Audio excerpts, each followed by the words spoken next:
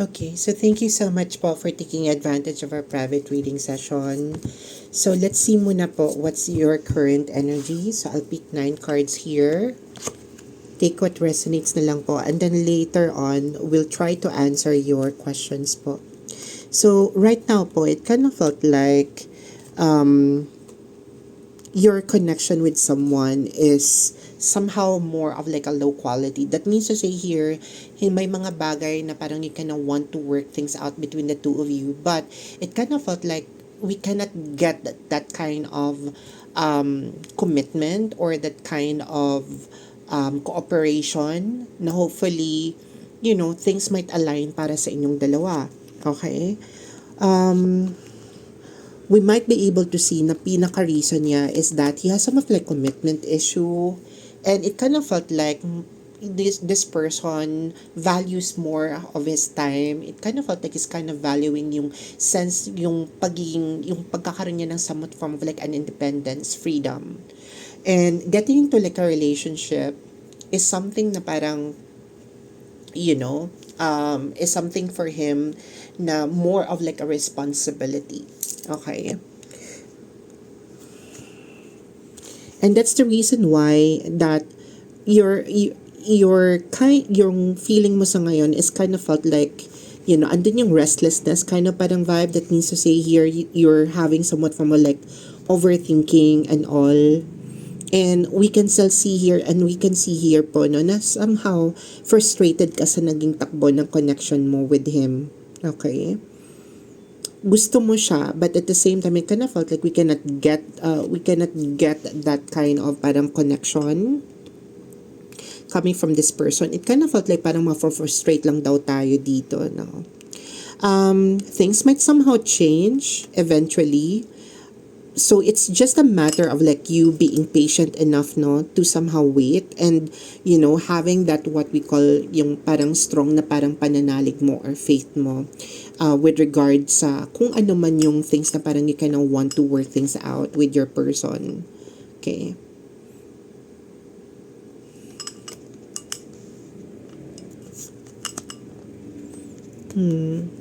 This person naman is capable to love and capable to somehow connect on an emotional level, but it kind of felt like may ano dito, we might be able to see that there is somewhat like a part of him na hindi lang talaga siya ganun kahanda as of the meantime to somehow put label or to put somewhat form of like a structure dito sa connection na to. And that's the reason why the current energy between your connection at saka his energy, andun yung somewhat form of like instability, no?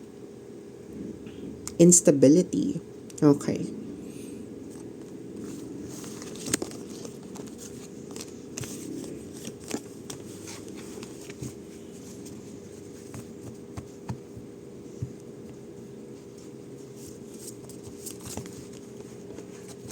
So to answer your question, if he is still interested with me, okay,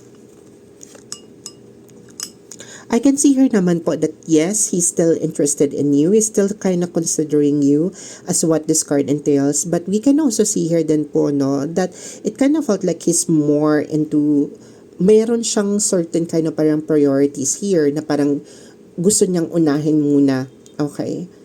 He might somehow considers you, but I do feel as well now one of the things here that he's focused on is something to do more about his career. He's kind of somehow building something for himself, more on the things that could make him feel productive, no?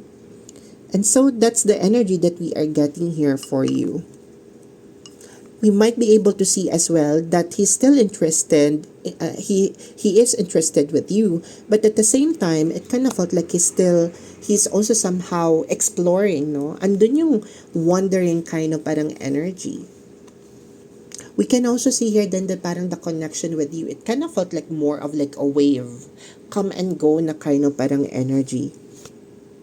So on an emotional level, there might be somewhat like things here na you cannot somehow align sa kanyang energy or vibe, but we cannot somehow see somewhat form of like depth, no?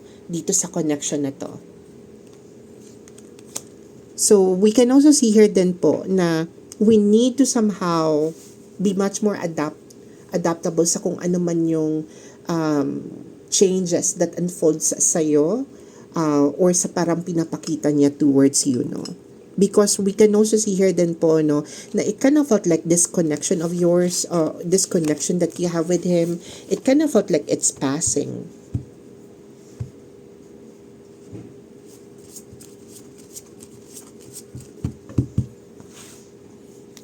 Does he think of me as a passing by time? I did mention the word passing by time, no? And it kind of felt like, yes, there is that kind of parang vibe here. But at the same time, bumabalik at bumabalik pa rin naman siya sa'yo. There is still that part of him, no, na parang hayaw niyang munang ilimit yung kanyang sarili in terms about finding himself in a commitment. Okay? Parang ayaw pa niyang pumirme. Ayaw pa niyang mag-settle down.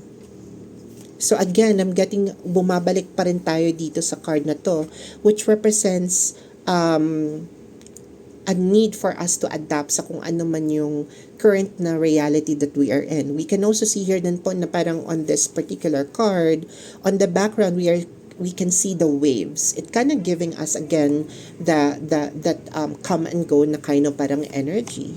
And he might somehow see you as a person that parang passing time, passing by time na kind of parang stuff, but he is somehow interested with you, no? But we can also see here then that he's kind of somehow conflicted.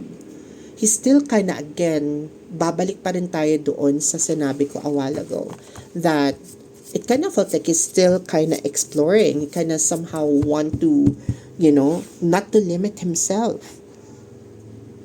So when it comes to like what does he feels towards you, no? He's kind of somehow, yung nakikita natin dito, he kind of somehow really like face the fact na parang face the reality na you are kind of somehow hoping for like a commitment pero hindi pa niya kayang maibigay yon.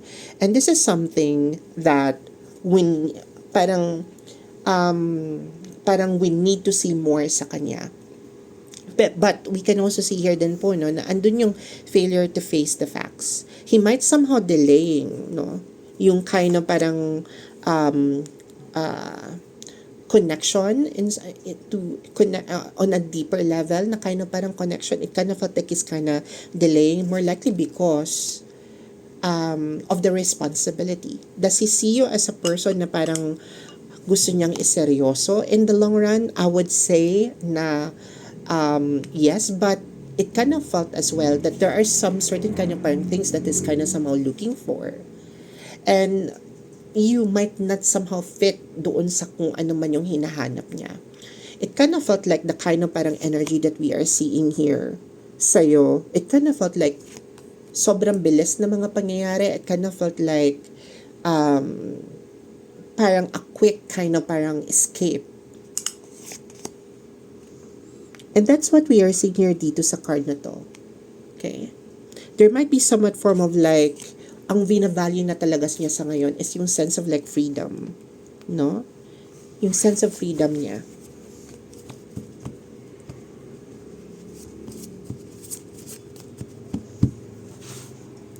Is this previous person really no attachment left? Okay.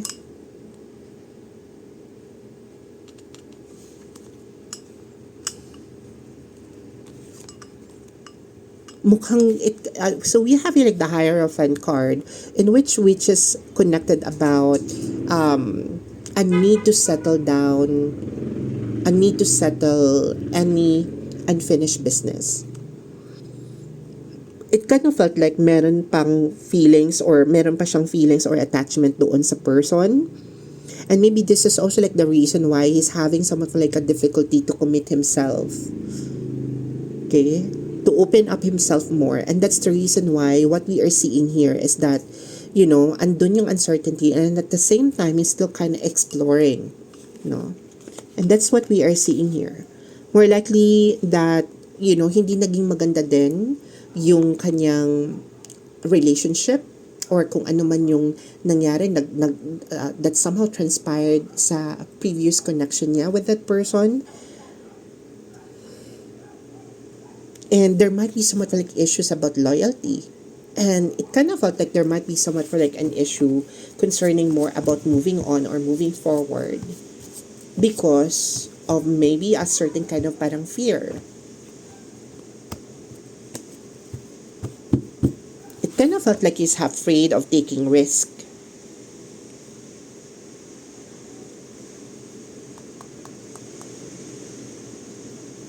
When it comes to what's store for us in the month of like July, this is like a time for you, both of you, that both of you are kind of being reflective. But we can also see here then that for this particular month, we might be able to see delays in terms about catching up. We might be able to see not being so straightforward about ano ba yung gusto natin gawin, that kind of parang stuff. There is somewhat from like a need here to communicate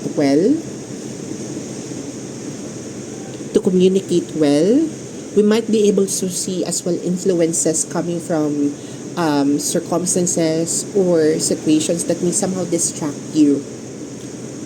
Either he will be somehow distracted about something, and that baka mawalan siya ng some of the time for you, time with you to somehow catch up or what. And so that's the energy that I'm getting here for you. And so since we are still in this Cancer season, for the month of July, we have Mercury retrograding in the sign of Cancer. There might be somewhat like a need here to be much more reflective. Where are you right now when it comes to like the connection? When it comes to like the status, there might be some of like a need for either one of you or the both of you um to somehow resolve any form of like an unfinished business. Maybe it's a connection with someone that didn't work out, or could either be more that there's a need for like a closure in order for that someone or maybe you to somehow move forward. Those kind of things. Okay. And we might be able to see that both of you will be felt uncertain with regard to this connection that you have. And so there's a need here to resolve any form of like misunderstanding. And we can only just address the misunderstanding part if we will be much more open with regard to our feelings, our emotions, be much more straightforward.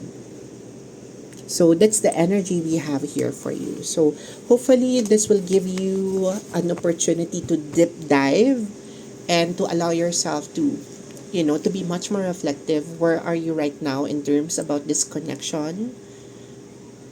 Will you stay to be patient enough and, to be much more understanding about the current situation? Or this will be a catalyst for you, the situation that the kind of connection that you have, if it doesn't do you good, then maybe it's time for you to somehow make a decision, either to let go or forgo. So that's the energy that we have here for you, because based on the current situation here, this kind of dynamics that you have with your person, there's a need here for you to be much more patient enough and to persevere in order for that person to somehow see you in a different kind of way, that he might somehow feel you like, that you are worthy to be, that you are enough for him. Because this guy, it kind of felt like he has somewhat like commitment issue. So I think that would be all. Thank you so much.